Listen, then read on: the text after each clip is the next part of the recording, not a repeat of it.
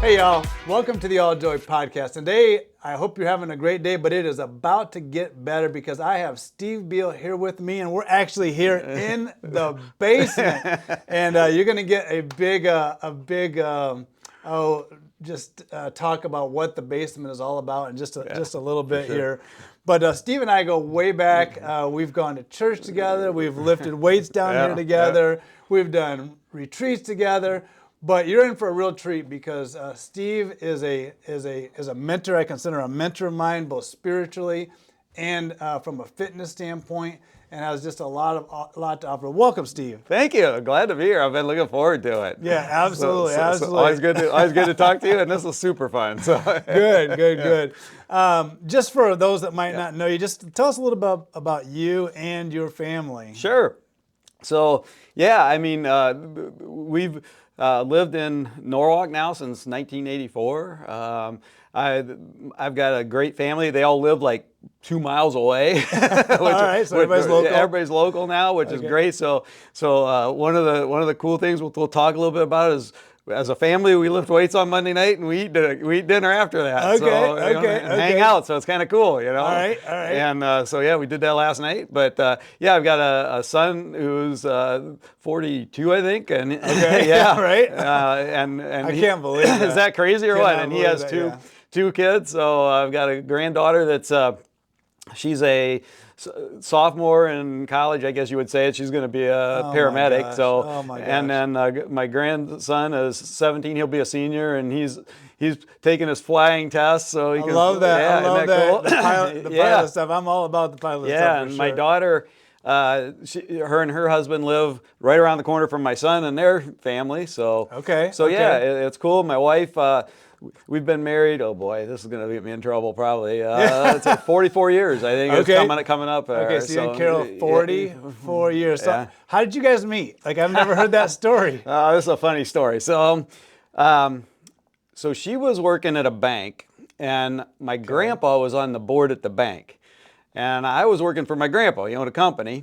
And so we were talking about whether I was going to take over the company or not. And I'm like, I don't know. I think it was a water softening company. It provided a service, but I thought I might get bored with it. I was going to college, and I said, I don't know that I'm going to do that. And he's like, well, why don't you try banking? I'm like, well, I would consider that. And and I was trying to figure out how I was going to finish college. And the guy that ran the bank, he was going to a weekend college, which was brand new. Like they had just started that up at Hiram. And he goes, well, I'll get you, I can talk to him, maybe you get a job there and you go to school on the weekends with him. I'm like, cool, so I'd do that. So that's what happened. Well, my wife was not happy that they brought in this young punk that only got the job because his grandpa. And I, I have to admit, I didn't take balancing all that seriously. She's like, you have to balance the penny. I'm like, I'm close. Like, is it really that big a deal? I mean, I said the little old ladies like me. It's like, so I'll throw a couple bucks in, take a couple bucks out. Sure. She wasn't buying that. She was a pretty tough boss. And, that's how we met. Long story short, we started dating. When we got married, we thought we were a small company, like a really small company. Sure. And so she actually went to another friend of ours who had another bank and worked there. Okay. And then when we moved to Norwalk, nobody would hire her because they had hired me as the manager, and they were afraid that I was going to have her go somewhere else and try and steal accounts. Like that would be the last thing I would. Oh, come on! Yeah. The last thing we would ever talk about is like bank accounts at night. It's like we've been banking all day. So she went down a whole different path. She became bookkeeper, doing things like that. Okay. So that's how we met. It was kind of interesting, That's fun.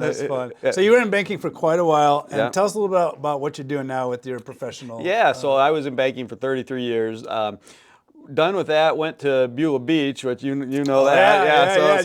Beulah Beach. Just stayed at the cottage, and that was awesome. Oh my gosh, right on the So I lake. love Beulah Beach. Went up there. My everybody. I thought, how hard could food service, to run food service, I'd been running like 18 bank branches, Yeah. I found out how hard it was. Yeah, that's a lot of work. That's a lot of work. Yeah, we're sitting there eating, and the crumbs are dropping on the carpet. I'm like, somebody's got to vacuum that. The kids. I'm like, get your stuff off the table. Right? Somebody's got to pick all that up. Put your dishes. Yep. The silverware goes in the one place. The food goes in the trash. I'm like, you need to help these people out. It's a lot of work because I know Joey and John. My kids. Yep. Your kids were great employees for me. Yeah, no. It's in fact, your whole family. I remember your whole family saving me. Like the first year I was up there, we were doing some huge breakfast, and like you brought your whole family, man. That saved me. I appreciate that. Oh my gosh, yeah. They're good workers. Yeah, and I was fortunate. I had a lot of good connections with Norwalk, and people said, "How did you do it?" I said, "I only did it because of all the friends and family I had that jumped in and helped out when we had big events, and and employees. I got a lot of employees from Norwalk, a lot of kids from that worked out good. So yeah, I did that for 5 years, and I knew like by year 3 I was done. This has a life cycle. Yeah, it's like this is not going to be right.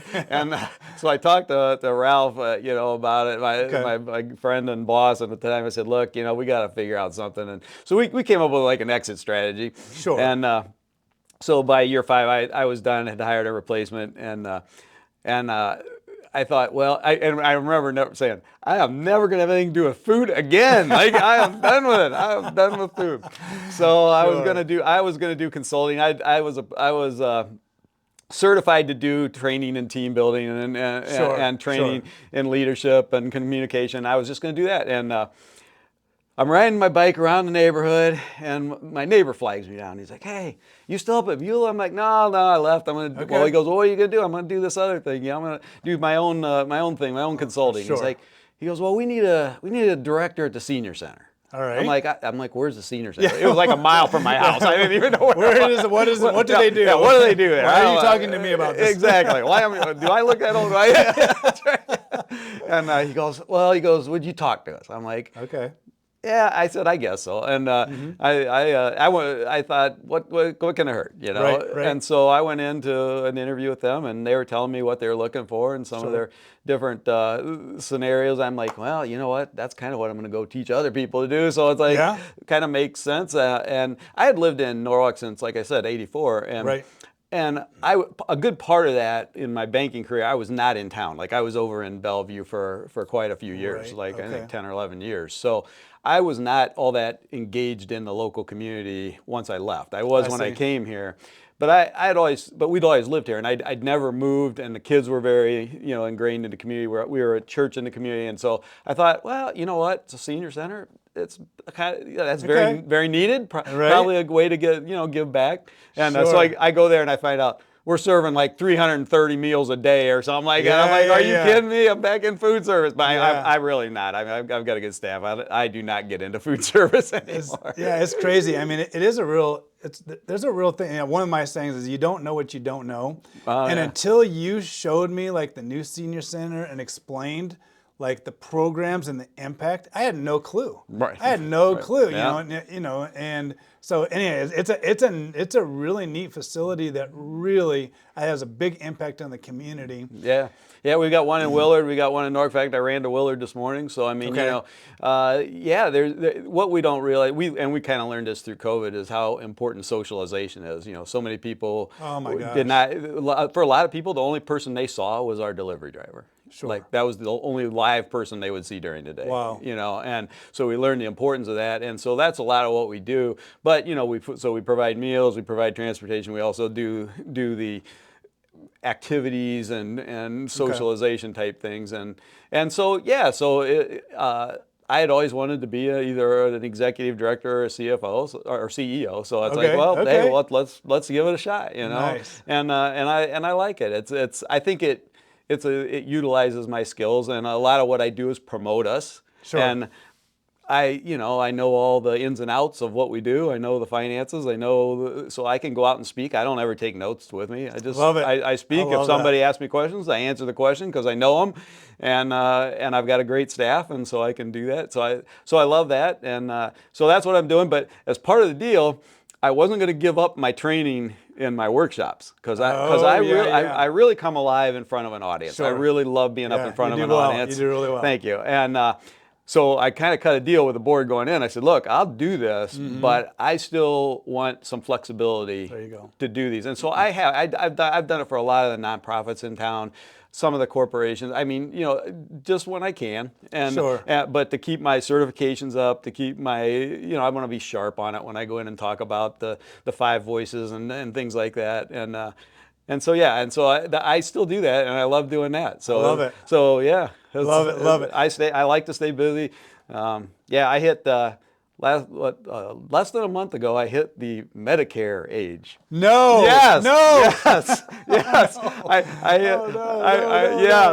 hit 65. Okay. It's like, wait a minute. I can't believe that. Can you believe that? Yeah, you don't look 65. You don't act 65. You don't. I remember you don't the live day, 65. Like no. I remember the day we were lifting together. Yeah. And I think I was like 50 at the time or something like that. And I deadlifted like 450 or something. Right. And you're like, 450 and 50. You're like, how is that possible? That's crazy. I was down in the basement with Superman here. Yeah. I still remember that. It seemed like it was yesterday. Now it's 15 years later. We're definitely going to get into that fitness side because that is, I really admire you for the way you've maintained your body and I've tried. Your ability to still flex. It's awesome. Well, it's awesome. Yeah. I mean, it's a life. I credit Sports Illustrated for that. Okay. And really? when I was 25 years old, I read an article in Sports Illustrated, and they said they were testing people who were like 65 years old. And they said, without a doubt, no questions. The data was all very concise. The people who were in the best shape at 65 were people who never got out of shape. Yes. They never stopped. Sure. They never stopped doing that. And the other, I credit I can't think of his name, one of the doctors in town. I dislocated this shoulder wrestling, and then I dislocated it like 6 more times after that. And I just had people put it in. Okay. So like that freaked people out. But I mean, I'm just like, put your foot here and pull on it, And so I went to see a doctor about it, and he's like, well, we could take like a muscle from there and pull it around here. And I'm like, yeah, no, I'm not doing that. And he goes, can you bench press? And I said, yeah. I said, I'm pretty good at bench press. It doesn't, no pain. Yep. He said, you're going to bench press the rest of your life. And that's going to keep your shoulder in. Really? Yes. Can you believe that? And so when I turned 53, I set a world bench press record. Yes. and it's because all my life he told me I was going to bench press, and I'm still bench pressing. I love that. I do. I really love that. And it is interesting, just that whole area of rehabilitation or injury, and so many times the first thing that they do is they're like, well, let's try some PT. Let's try some physical. Let's actually use the muscle to repair it instead of like a knife, scissors, a torch, a chainsaw. Right. Yeah. That's good. So going back to the senior center real quick. Sure. And I know very well you're a man of faith, and does faith play a role in what you're doing over there? Like, how do you integrate like your faith with what's going on? What's funny is when I was at Beulah Beach. So when I was at Beulah Beach, the pastor that I was, we were going to the Foundation Church here in Norwalk, and the pastor said, I'm going to challenge you today to pray in a way you've never prayed before. Okay. And he said, not necessarily words-wise, but like just something completely different, something completely different. So I made a at that time, I was thinking about it, and I thought, I knew I needed a lot of prayer at Beulah Beach, and I knew that the Lord obviously loves Beulah Beach. So so I made it a point that every day that I was at Beulah Beach, I would start the day after I got done with my morning routine, I would go over to, there's a prayer room that's up above in the new center. And the window overlooks the cafeteria. Okay. And so I would go up and I would get on my knees. Ooh. And I would pray towards that cafeteria. That's like Daniel. I thought I'm going to do something different. I like that. And I did that as often as I could every day that I was there. And I still do when I go back.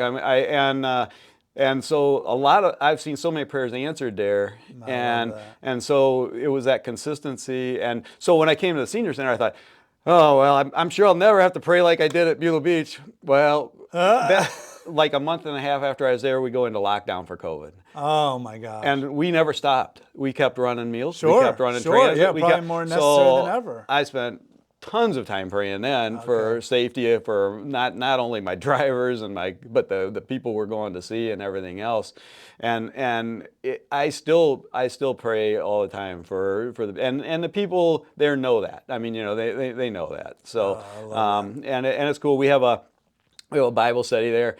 So I take them in like a prayer sheet, and I'm like, hey guys, well, since you're here, could you could you pray for some stuff? And there you go. And then I take them in. I'll put answers on there too for them from time to time. I don't get it to them every week, but I try, or I think they're every 2 weeks, but I get it to them as often as I can. That's awesome.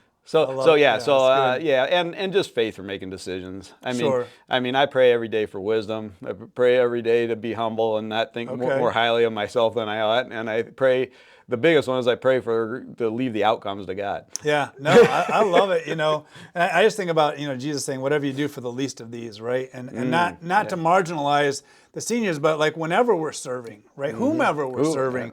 Like that's an act of faith. I feel like, and I think it honors and pleases the Lord for sure. Absolutely. Yeah. No, and cool. It's an eye opener. I mean, if I took you out and had you on a meal route with me, you'd be like, I didn't even know these places exist in Huron County. And that's something. I was with one of my employees once, and they're like, this is horrible. Like somebody should shut some of this down. Or I said, if you shut it down, these people don't have anywhere to go. Yeah, they're gonna be a cardboard box. Yeah. I said they're under a bridge. I said it's not great, but it's a roof over their head. That's right. So that's right. So so we try and serve as best we can. Love it. Well, thank you for your service. Well, thank you. Thank you. Yeah. Absolutely. Yeah. So I mean, I do a little bit of both things. I mean, some people said, well, hey, you're 65, you should retire, And I said, you know what? I said, I've never in my life said I'm waiting on the day I retire. No, I don't believe that God has put us here to kick back and sit on the couch. Sit on the couch, run Netflix, whatever. Right. It's like I will always be doing something. But my granddaughter wrote me a letter when she was about 6 years old, and in the letter she wrote, Steve Beal is useful. I love that. And I'm like, and I still have another big win. That should be on a plaque. I have a copy of. Oh, I have a copy of it. I have a copy of it in my journal. Okay. I use that all the time. It's like I said, I told her, I said, I've tried to live up to that ever since. Steve Beal is useful. That's awesome. That's awesome. Just kind of a hypothetical, like what would your dream job be? Like, I know you've been in banking, you're doing the senior center. Yeah, I mean, do you have one of those like bucket list dream jobs? No, I mean, I at one point I thought it would be speaking, but I had the wisdom to go to a speaking work boot camp for the weekend. Okay. And it wasn't on how to speak. It was on how to make speaking a business. Yes. And when I came away from that, I met a lot of cool people. Right. The leader was a Christian. He was a great guy. And I came away from that and I told Carol, I said, this was life-changing because for one thing, I realized I don't want to be a speaker. I mean, this guy was on, he was on the road like 300 days out of the year. Yeah, no. I'm like, well, we're in my basement. We're going to talk about the basement. Yeah, exactly. I love the basement. Exactly. That's where I want to be. Yeah. So it's like, I thought, okay, I don't want to do that. Now I love doing workshops. Sure. I looked at that. I'm like, I could make this a full-time business real easy. Yeah. But then it means more travel. It means more. So it's going to mean more time away from home. Sure. So I do workshops for people that are within about an hour away. I love that. So I think I kind of have what my dream job. I mean, I have some flexibility where I'm at, and I remember I talked to a guy who he was one of our board members, and I said, what are you doing now, And he goes, I'm doing this. And I said, well, you wouldn't have to work. He goes, Steve, you got to have a reason to get up in the morning. Yes. He goes, something that drives you a little bit. Something you're going to accomplish, something you want to do. You got to have a reason to do that. So I kind of like where I'm at. I think I'm good. I told the board, I said, you guys haven't done any succession planning, so I mean, I'm not planning on going anywhere soon, but Good. But you ought to know I am 65. Right. No, that's great. Yeah. All right, so we're going to start heading into one of the pillars of the All Joe life called around mind space. And before Sure. we do that, I'm doing a camera check because Okay. I'm new at this. This camera's working. This camera's working, but I don't know if this one's working. It's still working. It's still working. We're still recording. We're still live. We're good. We're good. That's awesome. Yay, thank you, Lord. Yeah. That's great. All right. So in the mind space, so it's funny. So the podcast is called The All Joy Life. Right. And it's actually named after a donut shop in Bluffton. Oh, I don't know really? if you knew that. I didn't know that. All Joy. Okay. And so once we moved to Hilton Head, we started going to this place. We found this place. Amazing donuts. Always made me happy. But you got some from when we were there. I remember that. They're Okay. life changing. Yeah. And so I just like that. So I've used it for my name for my awesome. podcast. Okay. And anyway, so one of those pillars is mind space, right? The things that are in our mind that it can either bring us joy or they can rob us of our joy. So I like to spend a little bit of time just asking you, like, what are some of the things in your life that bring you the most joy? Oh, I mean, definitely time with family. Okay. Is always a lot of joy. It brings me joy to spend time with somebody and help them change their mindset or their life. I mean, that's cool. Music brings me joy. All right. I play, I dabble in it.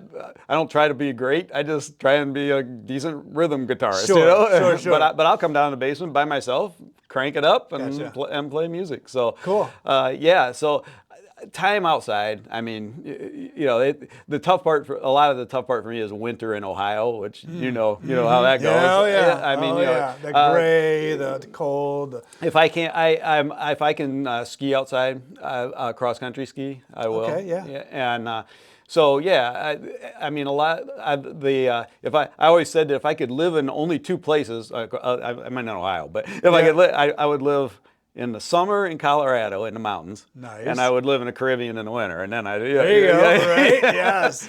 But I'm in Ohio, and so I just visit them, Yeah. Well, now that we live in Hilton, right, of course, but we spend a lot of time in Ohio. Yeah. Right, because that's where our people are. I'm like, right. My kids, my friends, my dad's still around. Thank you, Lord. Yeah. And so we spend a lot of time here, but. Right. We're also adventurers, so we go to the Caribbean. Sherry's in France right now with Jeffrey, which is so nice. And for a while we were going to Colorado at least once a year, And this year I got to take Parker out to Utah, which was fun. I asked him, he's 11. I'm like, well, what do you want to do? Like, let's do something, right? Mm-hmm. He's like, I think I'd like to go to Utah. I'm like, bing. Let's go. Okay. Yeah, so we booked a little trip, took him out to Park City, tried skiing, and snowboarding, and that type of stuff. Nice. And, so it was good. It was real good. Yeah. So I mean, I think you could find joy in a lot of in a lot of small ways. Gotcha. What about joy robbers? I call them joy robbers. Think about a guy with a mask stealing your joy. Yeah, joy robbers are. It's very closely tied. I mean, when I do workshops, I talk a lot about what our strengths and what our weaknesses are. And so forth. It's really tied a lot to things that I just don't like doing. Sure. Joy robbers are HR issues. It would be dealing with legal stuff and legal paperwork. Okay. And, sometimes just sitting in an office. So I do like I love today. I'm like out of the office. I'm here talking to you. Right. I can get robbed of joy sitting in an office. There's a North Face ad that was in one of the outside magazines, and this guy's sitting at a desk, and there's a window beside him, and there's a mountain in the window, and he's looking out the window, and it says, "I don't come alive in an office." Oh yeah. Okay. I've got that one in my journal too. I mean, there's a lot of truth to that. So I do try and get out of the office. Routine, mundane things. Those things rob me of joy. There was a monk, and he made this comment, and he said, "Don't fear work that never ends." Okay. I fear that. Yeah. I'm not the type of person that loves just maintaining something forever. Yeah. I like to see the mountain, the mountaintop, and then I'm good with crashing for a while, and then I'm looking for the next mountain. Sherry and I have been identifying ourselves as adventurers lately. That's awesome. Yeah, it's like I would agree. I don't know what the next adventure is, but it's not going to be the same thing over and over. It's like I don't want to eat a whole pizza. Right. I want to go to the buffet, right? I want a piece of this. I want some of this. Yeah. And I don't know if that's a senior version of ADHD but whatever. I just call it being an adventurous. I love that about Living. you guys. I love that about you guys. I mean, you're impromptu, you're adventurous. You do it before, and that's what my problem. I overanalyze stuff. Okay. I wish I could be more like, let's go to Utah. Let's go to Utah. Let's go. Sure. Pack the bags. Let's go. Here we go. I wish I was more like that. But Sure. But that I think that's great, and I think it's always been great. But what I like about you and Sherry is you don't just do something. You jump all in. Oh my gosh. We look at all the cameras. We got cameras. We got lights. So I mean, I love that about you. It's like, don't go big or go home. Absolutely.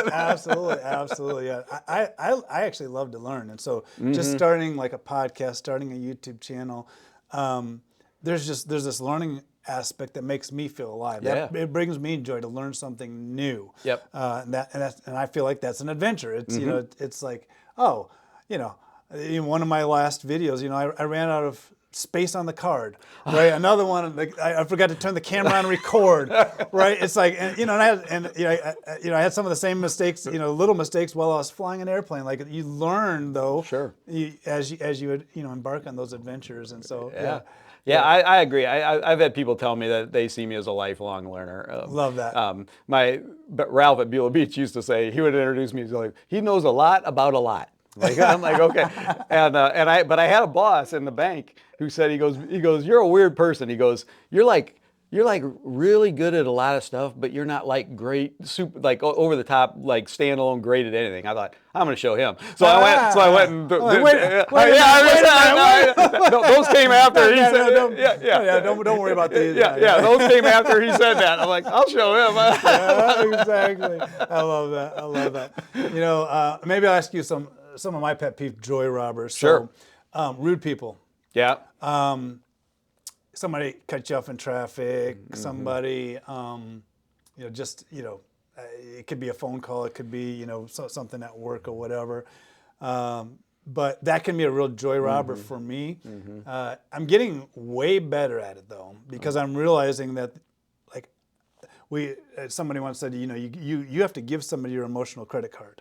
Ah, I like that. You have your emotional credit card, and you decide who you give it to. I like that. And I've been finding more and more, somebody like does something crazy in traffic, whatever, and I'll wave, I'll smile. Yeah. Right. But those things can be joy robbers, and I have to watch that. Yeah. And just and I just know from walking with Jesus, over the years, I have to be careful about sin in my life. If there's sin, especially any willful sinning, right. like those are joy robbers, and they kill my joy. And so you got to watch out for stuff like that. Yeah. And our pastor just said recently, he said, it's way better to bring Jesus into your decisions instead of waiting to bring him into your despair. Amen. That's a lot of truth in that. Right? It's like, Jesus, save me from the whale. Right. Save me from the whale, right? Like, dude, you could have skipped the fish. Right. Skip the fish, right? Like, let's just like, just. There's a lot of wisdom in that statement. Wisdom in there. Skip the fish. That's one of my new things. Skip the fish. I like that. You didn't have to go to the whale, I like right? that. Yeah. But I also love that God will hear us in our distress, even if we make that bad decision. He's like, okay, come on, I still got work for you to do. Get up, get up. Yeah, I'm shocked at the amount of time, and I've seen so many answers to prayer, and I'm shocked at the amount of times that I still try and fix it without praying about it. Right. If I would just stop, and pray about it, it would change the whole perspective. Would change things, right? Yeah. But instead, I in my own strength, I'm like, I know how to fix this, and then it goes south. Right. So is praying, is that something like you do like in the morning all day? Like how do you start your morning? So my morning routine's huge, and I always teach that. To anybody that I'm talking to. Okay. I said, I think it's very important how you start your morning. So I've had the same morning routine forever. Okay. I mean, most of my married life. So I get up in the morning and I go down and make coffee. Now it takes me a lot longer because of you, because now I have to have better coffee. So I have to do the pour over coffee now. And wait on it.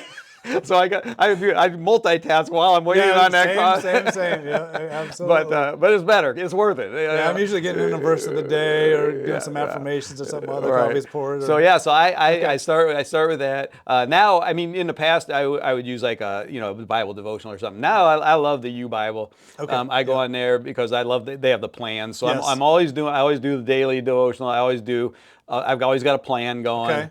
and that was always end with prayer, and then they take you to prayer time, and so I do that. love So my routine is the same: sit down, cup of coffee, start drinking the coffee, start reading a devotional, go through that. I don't look at emails first. I don't look at my schedule. Yeah. I look to the Word first. I love that. And then once all that's done, then I'll take a look at emails, and I'll look at things like my schedule. But I just start, and it's not, people are like, oh, I could never do that. It's like I said, it's not that.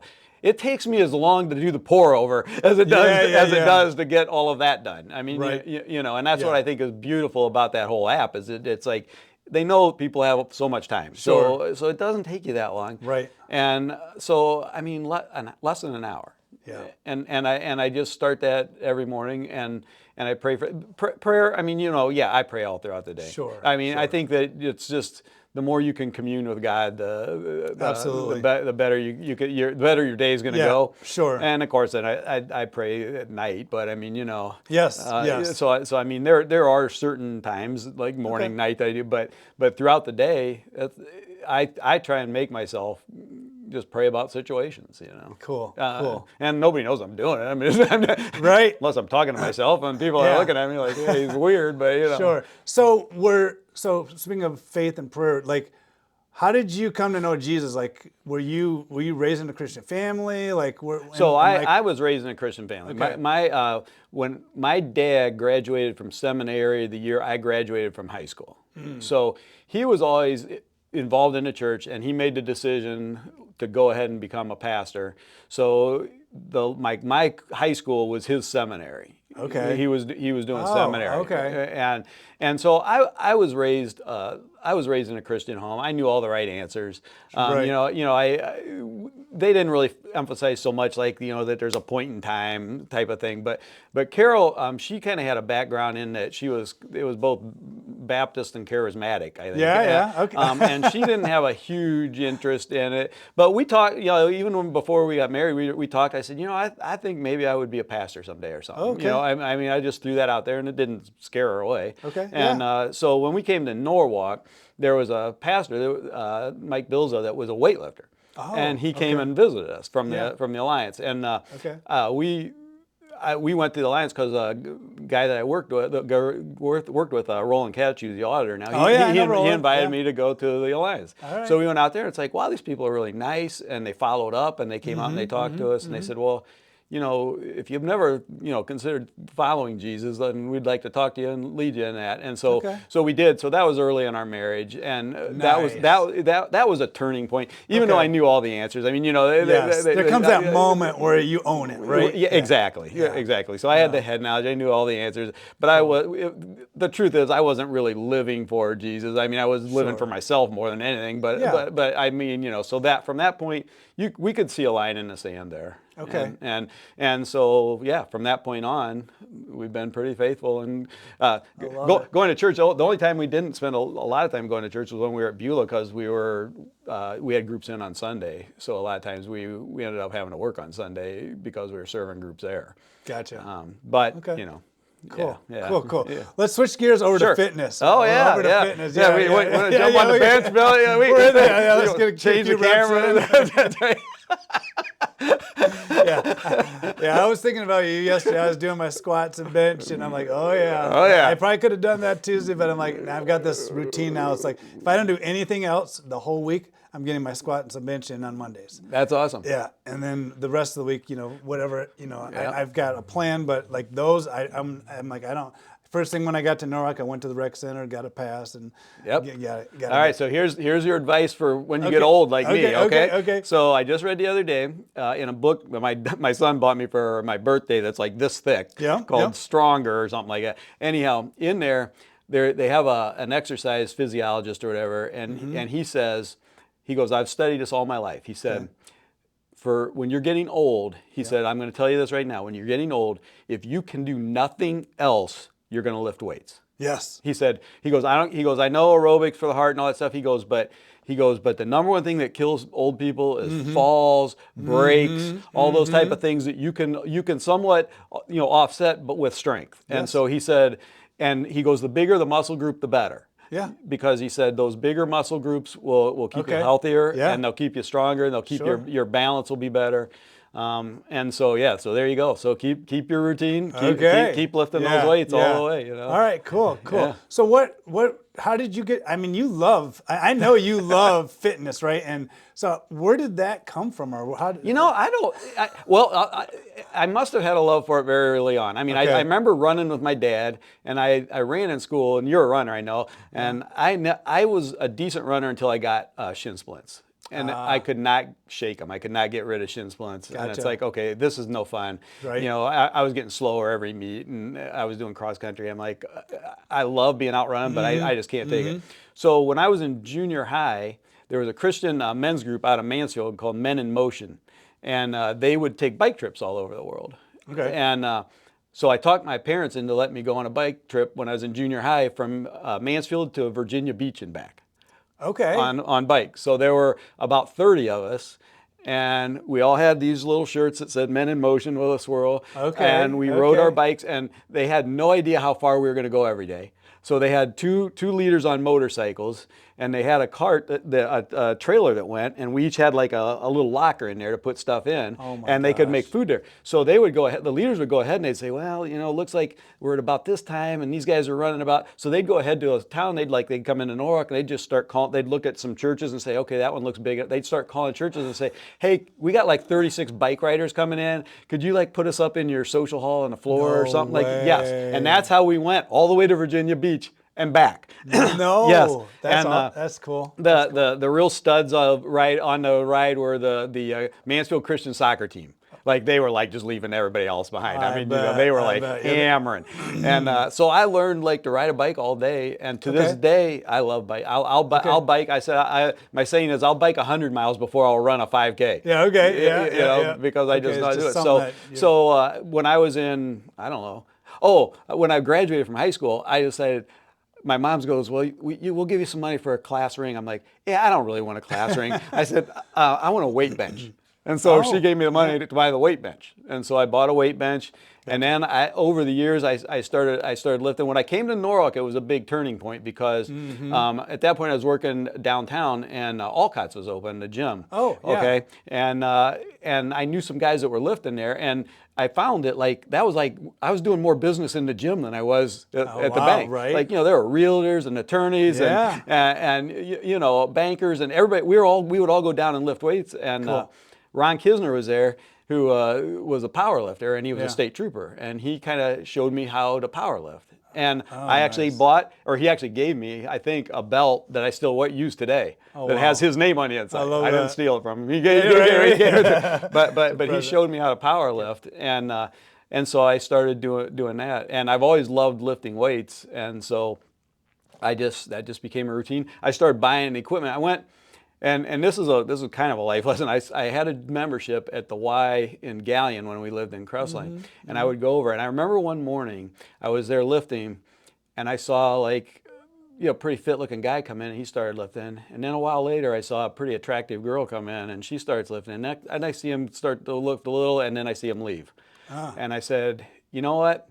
I see what's going on here, and I think that maybe being at the gym is not going to be good for my marriage. Okay. And so I told Carol, I said, I'm going to start buying equipment. There you go. So I bought, the first piece I bought would let me do everything. It was kind of like one of those old Universals. It wasn't quite that big. And then a lot of the stuff that you see in here, I've had for many years. I've given a lot of it away. I mean, I'm not allowed to add any new pieces. so I have to give something away. I see. You got to you can upgrade, but you can upgrade or switch out, but you can't add. I really tried to. When you took me to that Y and Hilton Head, and they had that stretching machine. I really no, it's not here. I looked that up, and I'm like, man, I got to find a place to put that stretching machine in here. I love that thing. I still want that stretching machine. I'm thinking about getting rid of the power rack or something, but So I started buying equipment, and when Dustin was young, we started opening it up. Yep. And just saying, he wanted to power lift, and I said, so we had, at one time, we had 15, 20 kids that were lifting in our basement, and they would go compete with us. So. Love it. Well, I'm going to do another really quick camera check. Okay. Because I'm going to ask you about my favorite talk I've ever heard you give. Okay. And it's still going good. It's still going good. It's still going. Yeah. The thing that's making me nervous is I'm using my iPhone for the center cam. Right. And I've never used it for we're already at an hour. Oh wow! Which is fine. Yeah. Sorry, I'm not talking too much. No, you're not. This is perfect. Okay. I don't even know what time we started, but it's probably somewhere around 9. But it was about a quarter after. So we're good. Okay.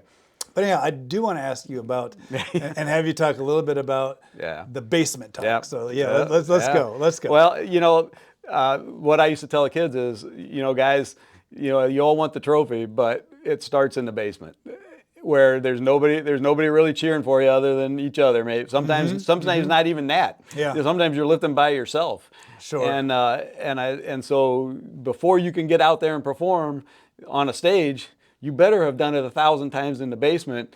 And so good. And so we would do that, and there's. And like you, it's like, if I'm going to do something, I'm going to research it some, Yeah. And so when we would take kids to compete, we would have them ready. We'd have them mentally ready. Yeah. We had a routine. It's like, okay, on Monday before the meet on Saturday, you're going to do your openers, because so many people fail because they miss their opener.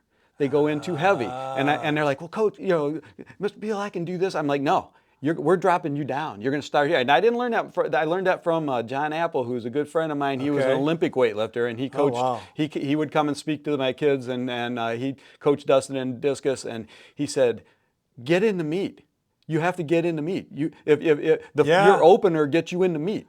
If you miss your opener, now you got to do it again. Yeah. And you better hope you can get it now, or you're not going to get in the meet." So we would make them do that and that's all they would do. And then I'd say, now the rest of the week you're doing nothing. Like no lifting, no aerobics. You're going to rest, because come Saturday, that's right. You're going to go, because by Saturday you're going to be like just so hungry to lift. Yes. And I would see it over and over again. I'll never forget. There was a kid from Monroeville who was competing against Dustin. Strong kid. Mm-hmm. Was pretty close to him in the squat, which almost nobody ever was. Right. Come to the bench press, I really thought he would take Dustin to bench press. He was a bench presser. He was built like it, I am. Short arms, big chest, and he bombed. He bombed out. He missed his opening weight. And I heard his coach he's yelling I don't understand this. You just did it last night. And I'm like, you idiot. Why in the world would you have him do something the night before? Right. So that brings me to, you never want to be the smartest guy in the room. And who was the guy that gave you the advice? John Apple. John Apple. Yeah, that's a great example of surrounding yourselves with people that are smarter than you so that you can achieve, right? Yeah. And John was great. He was back in the days of Vasily Alexeyev, which some old people like me will understand. He was a big Russian lifter. Okay. And John was an alternate to the Montreal Olympics. And so he understood drug use. Okay. And he never did it, but he would go to a meet and he'd beat a guy, and then he said 3 months later he'd go against the same guy and he'd lose by 30 pounds. Well, that doesn't happen without some enhancement. And he would go to the meets that Dustin would go to, and he'd be like, that guy's roided out, that guy's on roids, that guy's on roids. And he could tell. He could sit there and he could look at him, and he could tell by the way they acted, by the way they lifted, by So unfortunate. So it's very unfortunate, and I'm so thankful I met him. He said, don't ever go down that road, Yeah. And so the meets that I set records in are lifetime drug-free meets. So I can honestly say never took steroids. That's awesome. And we'll talk a little bit about setbacks, but I'm going to tell you now so I don't forget it, because when we talk about the heart attack. Let's talk about it. Yeah. So I had a heart attack a couple of years ago. came off of doing like an online bike race where I'm like going against 40 guys in the world. I'm like sprinting at the end. My heart rate's up like 180 or something like that. And I'm 63, and so I finished like not supposed to be able to go that high. No, 63, no. I finished like 7th, and then I go and I'm doing emails, and I'm doing like hanging leg lifts with a weight vest on, and I do like 80 of those, and I come down. I'm like, I don't feel so good, you know. And so Carol's like, "What's the matter with you?" I said, "Well, either I pulled both of my back muscles or I'm having a heart attack." She goes, "I hope you're kidding." I'm like, "Yeah, not really." Not really. So she puts a blood pressure thing on, it's flashing red. So anyhow, long story short, I go in. Guy puts the EKG on me. He goes, "Dude, you're having a heart attack." I'm like, "There's no way, you know." Right. And he's like, "Yeah." So anyhow, you know, I became the fittest guy that they had that day that had a heart attack. But yeah. Anyhow, in all of that, I learned a lot. Okay. Did you have to make any like adjustments to your routines? I had to back off a little bit, and I still have backed off a little bit. Sure. The doctor's like, "Yeah, you shouldn't be pushing your heart rate up that high." Okay. You know, he said that's not a good level to push your heart rate. He goes, you need to be kind of between this range. So I stayed there. There you go. And it's like, and actually, surprisingly, lifting weights does not push my heart rate up much. Not nearly like cardio. If I was doing like a whole lot of reps or something, it would be. Mm-hmm. But yeah. So anyhow, yeah. So through all of that, but where I was getting at is, it was funny because the first question they asked me is, "So you do steroids?" Yeah. And I'm like, "No." And Right. so then he doesn't believe me. He goes out and he asks every one of my family members, to their face, "Yeah, did he do steroids or didn't he?" You know, unfortunately, they probably have to deal with lying a lot, and so Yeah. You know, people don't want to fess up or whatever, and like the doc's like, you know, this matters. Like I need to know, right? Yeah. So he went on, and then I had a lot of guys that were in the hospital ask me like, "So you do steroids?" I'm like, right. "No." Right. Yeah. but it's a pretty well known thing that steroids can cause heart problems. Gotcha. I'm gonna be a little facetious here. So you do no sugar, right? Oh no, I do sugar. Well, you know I do sugar. A person can't. You might live without ice cream, but not as well. Speaking of joy. All right, yeah. What are your greatest joys? Ice cream brings me joy. Ice cream, I just bought some from Kirkland the other day. So at Costco, Kirkland ice cream's good ice cream. Okay. What's your flavor? Is it the same, or you got, what's your flavor right now that you're I said, given consistency and routine, I would probably have vanilla ice cream with caramel and peanuts every night. Every night. Yeah. I mean that's my go-to. Vanilla ice cream, caramel and peanuts. Winter I'll throw in like maple syrup instead of caramel. That's great. That's great. That's something I've learned from you as well. Like, you know, a lot of the fad stuff out there around dieting and nutrition has like these hardcore no sugar or all protein or whatever. And I've tried some of that, and I just don't find it to be something that's sustainable. No, it's not. You might be able to do it for a week, a month, even 3 months, but like whatever benefit you're getting, the amount of misery that comes with it. And I find that there can be a pretty good balance, right? There's some places where, you know, I definitely have sugar in my life, but, you know, I'm also not carrying around, you know, a big bag of, you know, peanut M&Ms, you know, that I'd be eating, you know, all day long if they were around me, because, you know, I just crave sugar. Yeah, I mean, increasing my protein intake is the one thing that I probably should have been doing a long time ago. But it was just hard to do. I mean, I didn't want to eat that much meat, and so I've gone to the drinks or the bars. Still eating that bar that I got from you. That's the best, still the best Asian protein bar I've ever had. So cool. I mean, I supplement with those, and I've noticed the difference. There you go. And as you get older, as I've gotten older, you do tend to put. If you're going to put anything on it, it's right in the midsection. Absolutely, you know? I mean, that's just where it goes. There's about 7 pounds I fluctuate back and forth with. Yeah, that's my sweet spot, right? It's like I'll get up to a certain spot, I'm like, okay, time to ratchet down, and I'll go down, and then I'll start enjoying life. Yeah. Well, when I compete, I gain weight on purpose. Sure. So I compete at 165. So I'll gain up to 167 maybe. Okay. Because you can lift more weights. Yes. If you can you can lift more pounds if you're a little heavier. Okay. And then I'll just lose it for the day of the meet weigh-in and then go right back to eating again. Cool. So yeah. Cool. No, that's awesome. And then the last pillar from the All Jet life is financial. Sure. Do you guys live on a budget?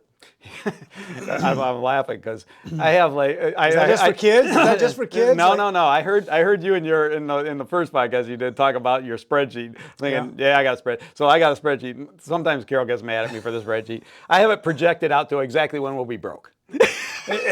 Yes, I have the same number. It's like if I stopped working today. Yep. Right now, it used to be a lot more critical because, I didn't have a good invest in savings going on, and so literally I have my own business and consulting. Right. And so I'd be like, my 3 months, 6 months, 1 year, where am I at? And we're not there anymore, but we definitely do budgeting, and I find it freeing actually because we don't do micromanagement. I'm not like, how many coffees did you have No, this we don't week? either. It's kind of at a macro level. We have kind of like a quarterly, I call it a quarterly finance meeting. I heard you, right, with Sherry. And then the best thing ever did was I created a fun money category. I love that. I love that. And so it's like this is, for both of us, we have this amount that changes every year depending on what's going on, but it's just no questions asked. There's no guilt. There's no, I wonder what they're going to think. It's like, no, you want a camera? Get a camera, Ray. You want dishes? Get dishes. Yeah, thanks a lot. We went down and we see you say that. It's like, now Carol's like, I think my fund money account needs that. I was like, so okay, so I increase. So we do allowance. Same idea. Yeah. So I upped the allowance. After going to visit you, it's like, okay, we have to have more fund money. There you go. But yeah, I keep the spreadsheet. I probably shouldn't. It's a bit of trying to control the future. Yeah. I do a budget every year. I miss it every year. Yeah. Mostly because we decide to randomly give to somebody or to something. That was the next topic I was going to ask about. And I know you're going to talk about giving.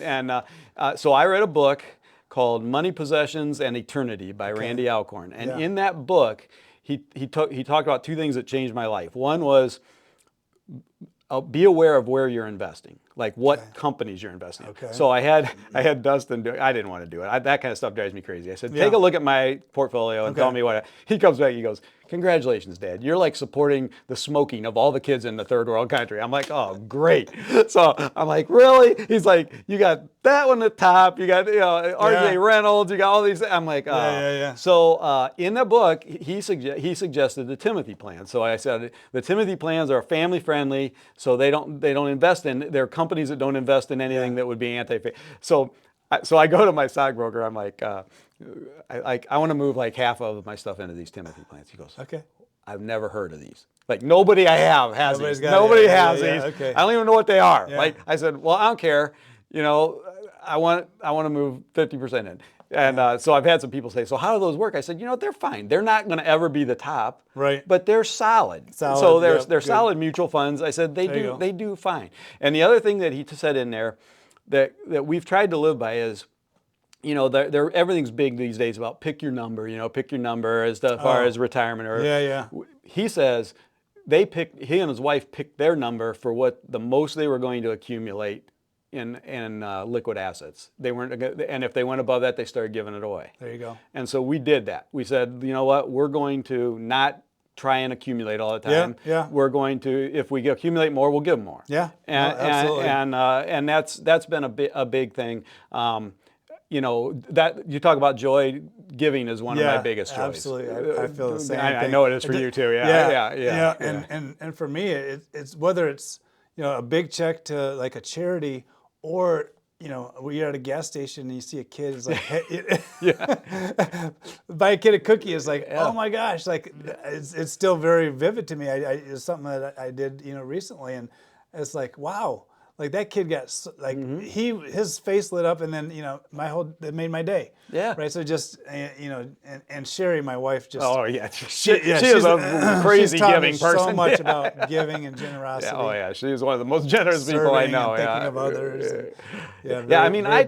I taught the Dave Ramsey courses. Okay. I mean, for churches, for a couple times at church, a couple times at Beulah. So I understand it, and I taught those. I don't go into that level. I think that that's a great place for like young people to start, because then they know, they get things started off right. It doesn't really fit my model perfectly.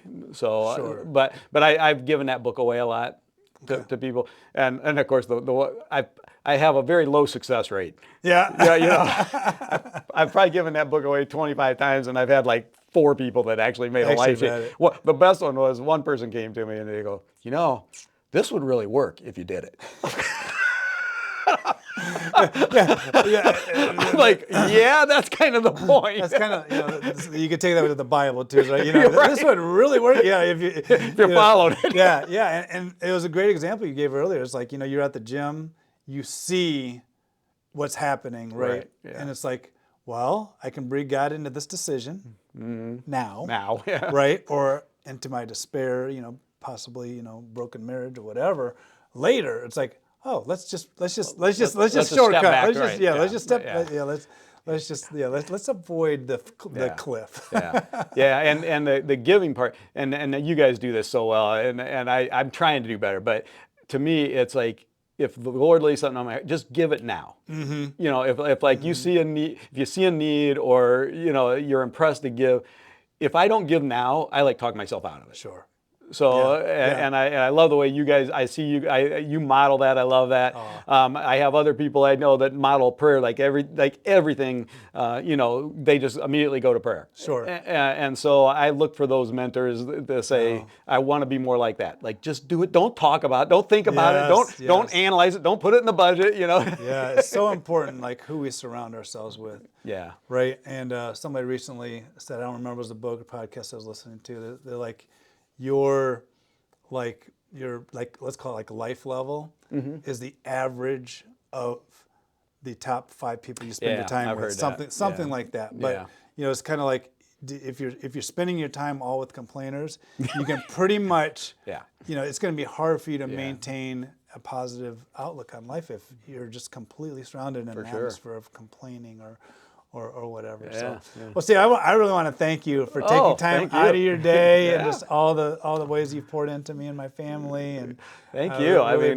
We've loved our friendship over the years, and we've done some crazy things together. We have. It's some very good times. Let me just close with a quick prayer. Absolutely. Lord, just thank you, Lord, for Steve. Just pray a blessing over his family. Pray a blessing over even this podcast, Lord, that it might touch somebody's heart, and that you would be glorified through it. In your name we pray, Jesus. Amen. Amen. Well, I want to thank you all for joining us on this session of the All Joy Life podcast. Hope you all have a great day and be blessed. Thanks. Awesome, man. That was fun. That was so good. fun. I can't believe how fast time went. That was crazy. Right?